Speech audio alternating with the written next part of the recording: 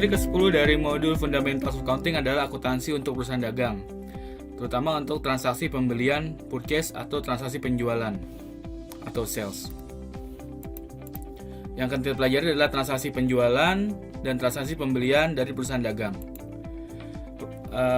Pada transaksi pembelian dari perusahaan dagang membeli inventory yang bisa dilakukan dengan cara tunai atau kredit atau on account untuk kredit. Dokumen yang menjadi dokumen dukung adalah invoice pembelian atau faktur pembelian. Kemudian jurnal untuk mencatat transaksi pembelian pada dasarnya adalah inventory pada cash atau account payable.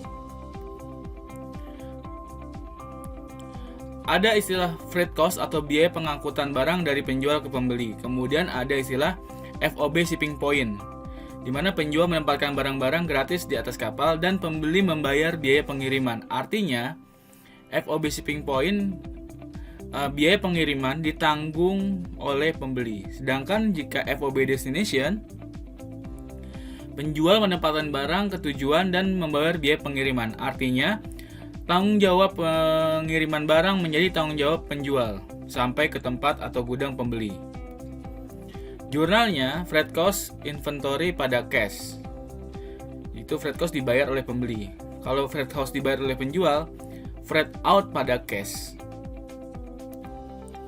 Jika pembeli merasa tidak puas dengan barang dagangan atau inventory, ya karena rusak, maka pembeli diizinkan untuk melakukan purchase return.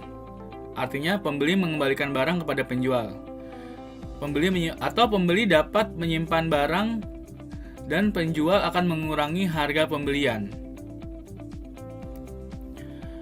Kemudian ada yang dinamakan purchase discount atau cash discount. Dinyatakan dengan credit term. Credit term itu dinyatakan jumlah diskon tunai pada periode waktu yang ditawarkan. Contohnya dari 5/10 dan 30. Artinya pembeli dapat mengambil diskon 5% dari diskon tunai jika melakukan pembayaran 10 hari dari tanggal faktur. Namun harga faktur akan jatuh tempo dalam 30 hari sejak tanggal faktur. Artinya jatuh temponya tanggal 30 hari setelah tanggal faktur. Masa diskonnya 10 hari dari tanggal faktur senilai 5%. Kemudian penjualan dari barang dagang. Pendapatan penjualan diakui pada saat kapan barang dari penjual ke pembeli. Dokumen pendukungnya adalah sales invoice atau faktur penjualan. Penjualan dapat dilakukan secara tunai dan secara kredit. Jurnal untuk penyatat penjualan per kredit adalah account receivable pada sales revenue dan COGS pada inventory. Jurnal ini diasumsikan jika kita menggunakan pencatatan secara perpetual. Jadi setiap transaksi kita akan melakukan pencatatan COGS dan inventory-nya.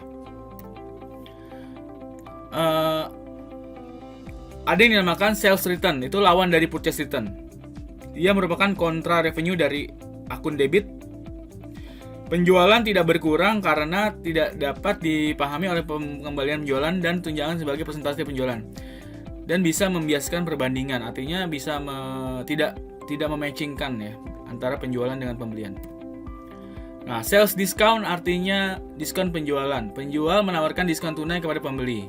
Jurnal untuk mencatat diskon penjualan adalah cash, kemudian sales account pada posisi debit dan account receivable pada posisi kredit.